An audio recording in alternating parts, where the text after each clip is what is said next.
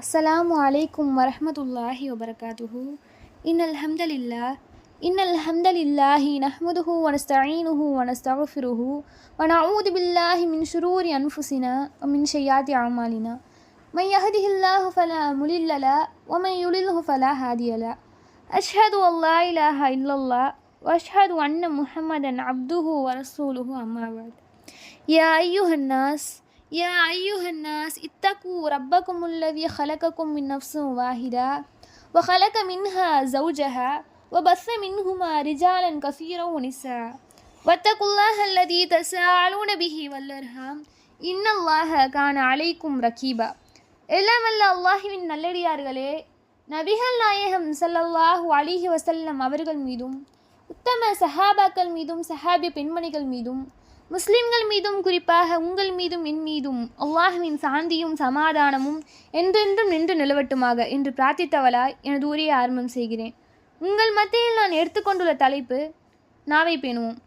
இறைவன் நமக்கு எண்ணற்ற அருட்கொடைகளை வழங்கியிருக்கான். அவன் நமக்கு வழங்கியவற்றிலிருந்து இஸ்லாம் என்பது உன்னதமான ஒரு அருட்கொடை.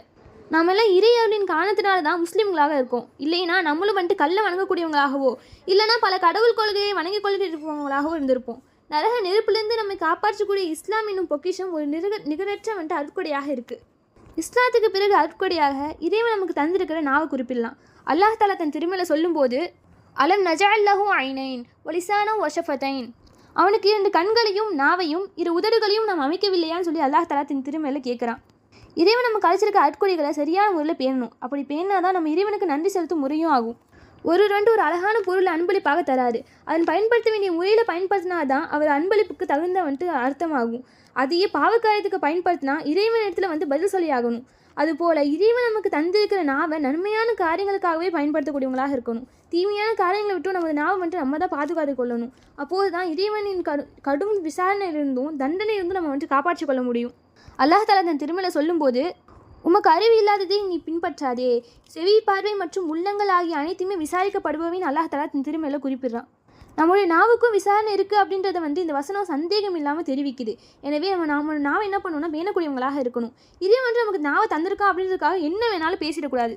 அல்லாஹ் தஆலா தன் திருமலை சொல்லும்போது அழகிவற்றையே பேசுமாறு இந்த அடியார்களுக்கு கூறுவீராக. ஷைத்தான் அவர்களிடையே பிளவை ஏற்படுத்துவான். ஷைத்தான் மனிதனுக்கு பகிரங்க எதிரியாவான்னு அல்லாஹ் தஆலா தன் திருமலையில சொல்கிறான். நம்ம பேச அனைத்தும் அழகானதாக இருக்கணும், நல்ல பேச்சாக இருக்கணும் அப்படின்னு இறைவன் சொல்கிறான். இந்த உபதேசம் நம்ம சர்வசாதாரணமாக விட்டுடக்கூடாது. ஏன்னா உண்மையான முஸ்லீம் வெறுமனே இறைவனையும் இறை தூதரையும் நம்புவதோடு நின்றக்கூடாது. மாறாக அதன் வெளிப்பாடாக இஸ்லாம் கூறும் ஒழுக்கங்களை பேணி நடக்கணும். குறிப்பாக நல்லதையே பேசணும்னு சொல்லி நபிகள் நாயகம் ஸல்லல்லாஹு அலைஹி வஸல்லம் சொல்கிறாங்க. அல்லாஹ்வையும் மறுமை நாளையும் நம்பிக்கை கொண்டவர் தன் அண்டை வீட்டாருக்கு தொல்லை தர வேண்டாம். அல்லாஹ்வையும் மறுமை நாளையும் நம்பிக்கை கொண்டவர் விருந்தாளியை கண்ணியப்படுத்தட்டும். அல்லாஹ்வையும் மறுமை நாளையும் நம்பிக்கை கொண்டவர் பேசினால் நல்லதையே பேசட்டும், இல்லையெனில் வாயை மூடிக்கொள்ளட்டும் நபிகள் நாயகம் ஸல்லல்லாஹு அலைஹி வஸல்லம் சொல்கிறாங்க. ஆனால் இன்று பேசப்படும் பேச்சை பார்த்தா எத்தனை தீய பேச்சு, பொய் புறம் அவதூறுன்னு போய்கொண்டே இருக்குது. இவ்வாறு பேசிய சிலர் என்ன பண்ணுறாங்கன்னா இரவு பகலை கழிக்கக்கூடியவங்களாகவும் இருக்காங்க. நம்மளுடைய நாவின் மூலம் உண்மையை மட்டுமே பேசணும். உண்மைக்கு புறமானதை ஒருபோது பேசக்கூடாது. நம்ம ஒரு பேச ஆரம்பிக்க முன்னாடி அது உண்மையானதா, அது உறுதியானதா அப்படின்னு தெரிஞ்சதுக்கப்புறம் தான் பேசணும். ஒரு மனிதன் உண்மையை பேசி வந்தான் அப்படின்னா அவனோட தீமைகள் கூட சீக்கிரமாக காணாமல் போயிடும். சொர்க்கத்திற்குரியவர்களாக நம்ம மாற்றுவதற்கு உண்மையும் ஒரு பலமான ஆயுதமாக இருக்குது. நபிகள் நாயகம் ஸல்லல்லாஹு அலைஹி வஸல்லம் அவங்க சொல்கிறாங்க, உண்மையே பேசுங்கள், உண்மை நன்மைக்கு வழிகாட்டும், நன்மை சொர்க்கத்திற்கு வழிகாட்டும். ஒரு மனிதர் உண்மை பேசிக்கொண்டே இருப்பார், அதை தேர்ந்தெடுத்து பேசி வருவார், இறுதியில் அல்லாஹ்விடம் வாய்மையாளர் சித்திக் என்ற பதிவு செய்யப்படும் அப்படின்னு சொல்லி நபிகள் நாயகம் ஸல்லல்லாஹு அலைஹி வஸல்லம் அவங்க சொல்கிறாங்க. உண்மை சொர்க்கத்திற்கே கொண்டு செல்லும் அப்படின்னு சொல்லிட்டு தொடர்ந்து உண்மை பேசுறதுனால இறைவனிடத்தில் சித்திக், அதாவது உண்மையாளர் என்ற நட்பெயரை எடுத்துடலாம். அல்லாஹ்விடத்தில் நட்பெயர் எடுப்பது என்ன சாதாரண விஷயமா? இது மற்றவங்க தர பட்டம் இல்லை, இறைவனே தர பட்டம். இறைவன் தரும் பட்டம் எவ்வளோ சிறந்தது. ஆனால் பொய் பேசுறது நரகத்தில் கொண்டு போய் சேர்க்கும். அது இறைவனத்தில் அவப்பேரும் எடுத்து தரும். அதனால் பேசினா நல்லதையே பேசணும். இன்னும் பிற இடத்துல இருக்கக்கூடிய மக்கள் மத்தியில் வெளிப்படுத்துறதும் புறந்தான். இதற்கான தண்டனையை பார்த்தாலே இதுலேருந்து விலகிடுவோம். இப்போ பிறரை பற்றி ஒரு குறை தெரிய வருதா, அதை நம்ம மறைச்சோம் அப்படின்னா நம்ம குறையை அல்லாஹ் மறுமை நாளில் மறைப்பான் அப்படின்றது மறந்தும் என்ன பண்ணுறாங்க, சில புறம் பேசக்கூடியவங்களாகவும் இருக்காங்க. நபிகள் நாயகம் ஸல்லல்லாஹு அலைஹி வஸல்லம் அவங்க சொல்கிறாங்க, ஒரு அடியார் மற்றொரு அடியாரின் குறியை உலகில் மறைச்சா அவருடைய குறியை அல்லாஹ் மறுமையினால் மறைக்காமல் இருப்பதில்லை நபிகள் நாயகம் ஸல்லல்லாஹு அலைஹி வஸல்லம் சொல்கிறாங்க. பாவம் தவறு அப்படின்னு செய்யாதவங்க யாருமே இல்லை. நமது குறைகள், நமது செஞ்ச தவறுங்க மறைக்கப்பட வேண்டிய முக்கியமான நாள் என்னென்னா மறுமை நாள் தான். இந்த உலகில் அது வெளிப்படுத்தப்பட்டால் அது ஒரு பெரிய விளைவெல்லாம் ஏற்பட போவதில்லை. ஆனால் மறுமையில் நம்ம அசிங்கப்படுவது, அவமானப்படுவது, தவிர்க்க புறம் பேசுவது தவிர்த்தே ஆகணும் என்பதை மனதில் கொள்ளணும். புறம் எவ்வளோ கேவலமான பின்விளைவுகளை ஏற்படுத்தும் என்பது அறியாமல் ஏதோ நேர போக்கிற்காக சிலர் புறம் பேசக்கூடியவங்களாக இருக்காங்க. ஆனால் புறம் பேசுறது மூலமாக ஒருவரோட மான விஷயத்தில் விளையாடுறோம், அவரை தேவையில்லாமல் அவமானப்படுத்துகிறோம், மற்றவர்களின் மானத்தை புறம் பேசி திருவங்களோட நிலையை பற்றி நபிகள் நாயகம் ஸல்லல்லாஹு அலைஹி வஸல்லம் அவங்க சொல்லும்போது, நான் மிஹ்ராஜுக்கு செல்லப்பட்ட போது ஒரு கூட்டத்தாரை கடந்து சென்றேன். அவங்க செம்பு உலோகத்தினால ஆன நகங்கள் இருந்துச்சு. அதன் மூலம் தங்கள் முகங்களையும் உடம்புகளையும் கீறி கொண்டிருந்தாங்க. இவங்க யார் அப்படின்னு சொல்லி ஜிப்ரீல் அலைஹிஸ்ஸலாம் அவங்க நான் கேட்டேன். இவங்க தான் புறம் பேசுவதன் மூலமாக மக்களின் இறைச்சியை சாப்பிட்டு கொண்டு இருந்தவங்க, இன்னும் மக்களின் மானங்களில் விளையாடி கொண்டு இருந்தவங்க அப்படின்னு சொல்லி ஜிப்ரீல் அலைஹிஸ்ஸலாம் அவங்க சொன்னாங்க அப்படின்னு நபிகள் நாயகம் ஸல்லல்லாஹு அலைஹி வஸல்லம் அவங்க சொல்கிறாங்க.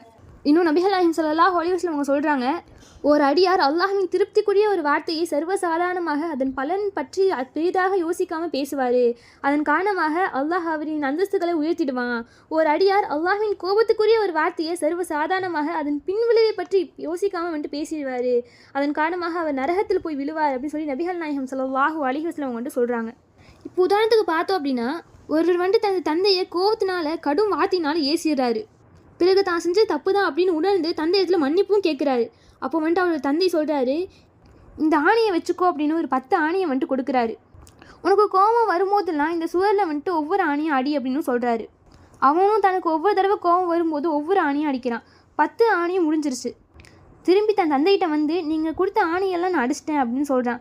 அதற்கு அவங்க தந்தை, இப்போ நீ கோவப்பட்டியில்ல, அந்த இடத்துலலாம் பொறுமையாக இரு, அப்படி நீ பொறுமையாக இருக்கும்போதெல்லாம் ஒவ்வொரு ஆணையும் எடுத்துடு அப்படின்னு சொல்கிறாரு. அப்படி அவனும் ஒவ்வொரு தடவை பொறுமையாக இருக்கும்போது என்ன பண்ணுறான்னா ஒவ்வொரு ஆணையும் எடுத்துடுறான். அப்படி எல்லா ஆணையும் எடுத்துட்டான். இப்போ அந்த சந்தோஷத்தோடு என்ன பண்ணுறான்னா தன் தந்தைகிட்ட சொல்கிறான், நான் இப்போல்லாம் கோவமே படுறதில்ல, நான் எல்லா ஆணையும் எடுத்துட்டேன் அப்படின்னு சொல்கிறான். அதற்கு அவனோட தந்தை அழைச்சிட்டு போய் அந்த ஆணி அடித்த இடத்த காட்டுறாங்க. நீ கோவப்பட்ட, அப்போ நீ இங்கே ஆணையை அடித்த, ஆனால் இப்போ நீ பொறுமையாக இருக்க, ஆணையும் எடுத்துட்ட, ஆனால் நீ அங்கே அடிச்சு இல்லை, அந்த அடையாளத்தை பார்த்தியா, அதை மாற்றவும் முடியாது. அதுபோல் தான் நீ கோவத்தில் பேசிடுற, ஆனால் நீ மன்னிப்பும் கேட்டுடுற, ஆனால் அந்த வார்த்தை எப்போவுமே மாறாது. அதனால் நீ பேசுகிற ஒவ்வொரு வார்த்தையும் சிந்திச்சு பேசணும் அப்படின்னு சொல்கிறாரு. அதனால் நம்ம பேசும்போது நம்ம நல்லது தான் பேசுகிறோமா, நம்ம சரியாக தான் பேசுகிறோமா அப்படின்றது பார்த்து பேசக்கூடியவங்களாக இருக்கணும்.